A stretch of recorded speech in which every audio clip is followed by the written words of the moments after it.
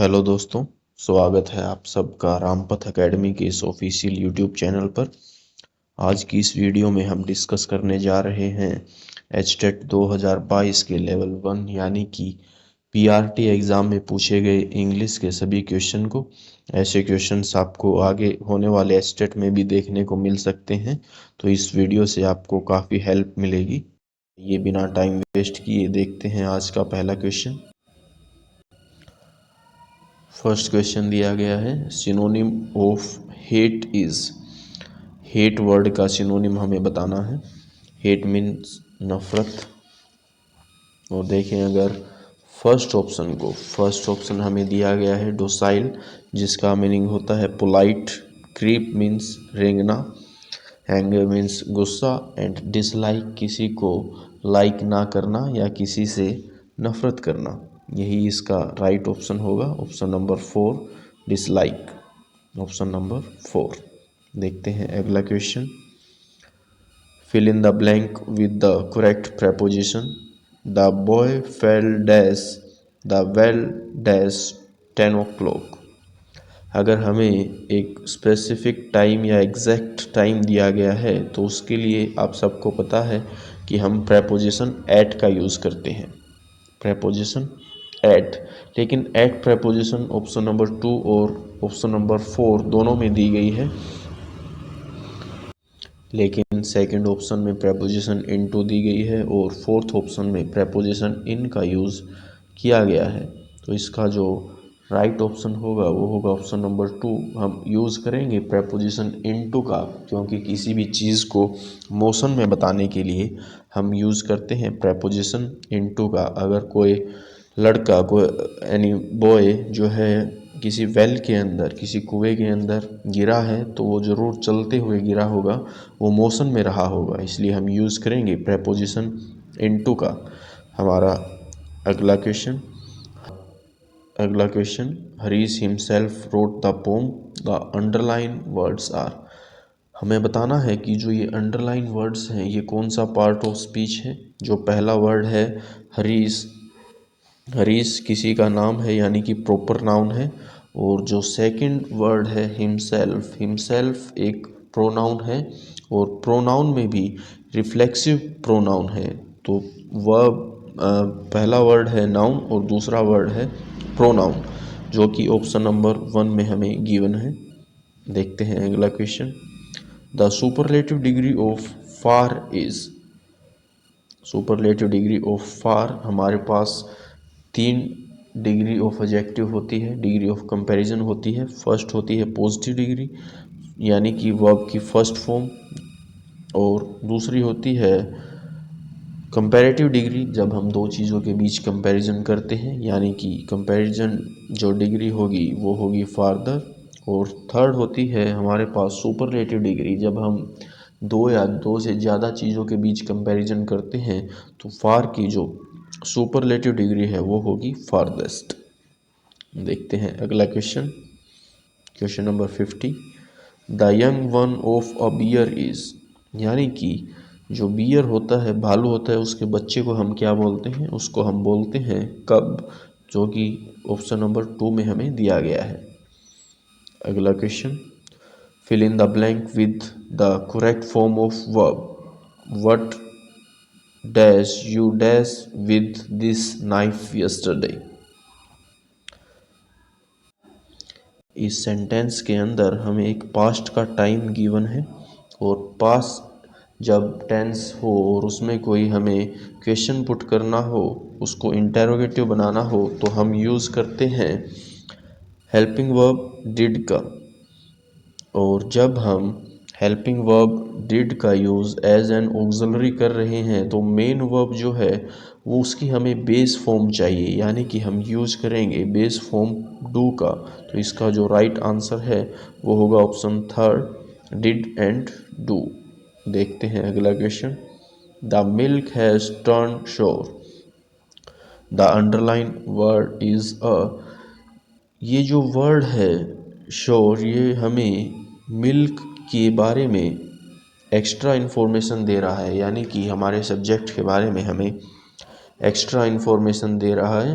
और जो चीज़ हमें नाउन या प्रोनाउन के बारे में एक्स्ट्रा इन्फॉर्मेशन दे, उसकी क्वालिटी बताए, तो उसको हम एडजेक्टिव बोलते हैं। तो यही इसका राइट ऑप्शन जो है वो होगा option number third. Question number 53, antonym of cool is. हमें कूल का एंटोनिम बताना है। कूल का एंटोनिम है, बड़ा ही सिंपल है, हॉट होता है। हमारा आज का अगला question, choose the correct spelling of the given word.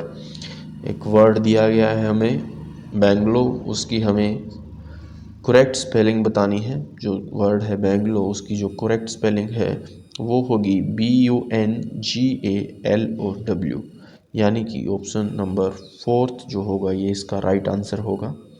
हमारा अगला question, choose the part of the sentence that is incorrect.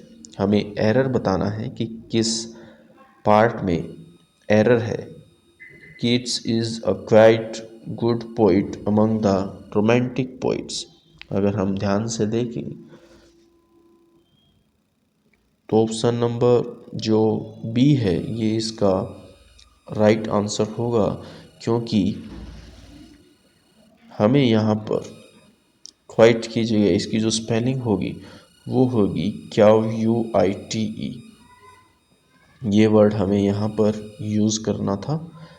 Okay, देखते हैं हमारा अगला question, choose the correct option to fill in the blank.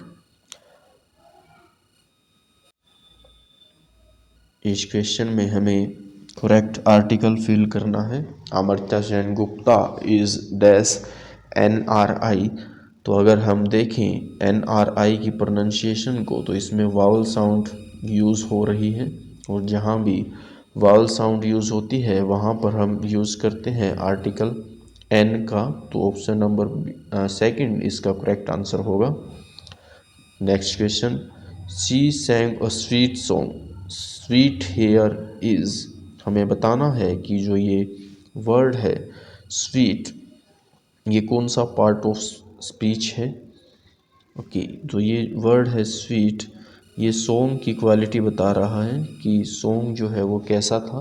जो वर्ड नाउन या pronoun की quality बताता है उसको हम एडजेक्टिव बोलते हैं। तो एडजेक्टिव ही जो सेकंड ऑप्शन है ये इसका करेक्ट आंसर होगा। बढ़ते हैं अगले क्वेश्चन की तरफ। One word for a child whose parents are dead is. One word substitution से लिया गया है। एक ऐसा बच्चा जिसके पेरेंट्स यानी कि माँ बाप मर चुके हों उसको हम अनाथ बोलते हैं, और इंग्लिश में हम उसको ऑर्फन बोलते हैं। तो ऑप्शन नंबर सेकंड इसका राइट आंसर होगा।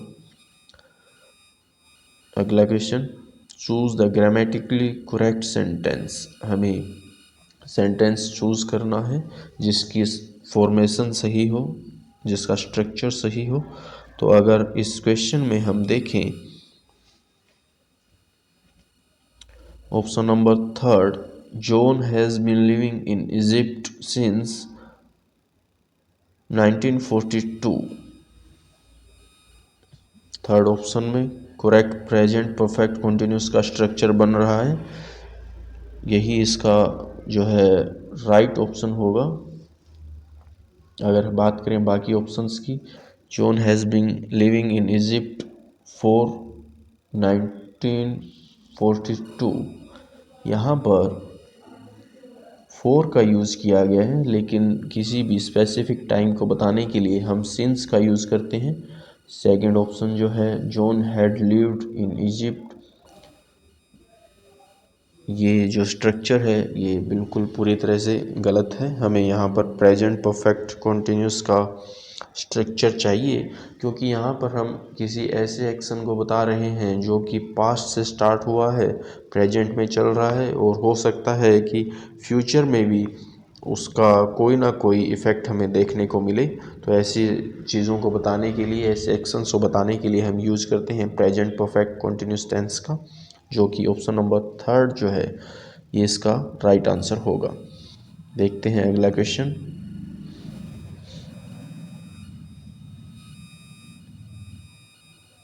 इसमें हमें मैच करने हैं।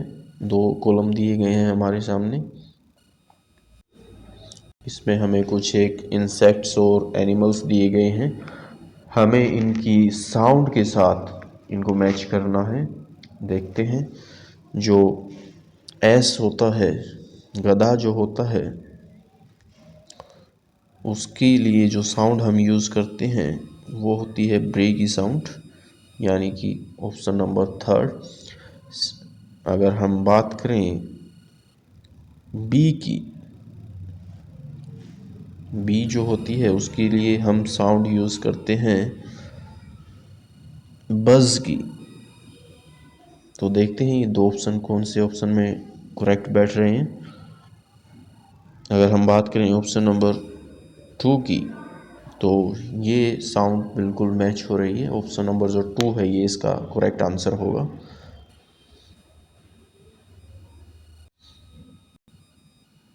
तो दोस्तों, एचटेट 2022 के लेवल 2 यानी कि टीजीटी और लेवल 3 यानी कि पीजीटी 2022 के इंग्लिश पोर्शन का कंप्लीट सॉल्यूशन भी चैनल पर अपलोड कर दिया गया है। तो अब तक आपने नहीं देखा है तो ज़रूर देखें।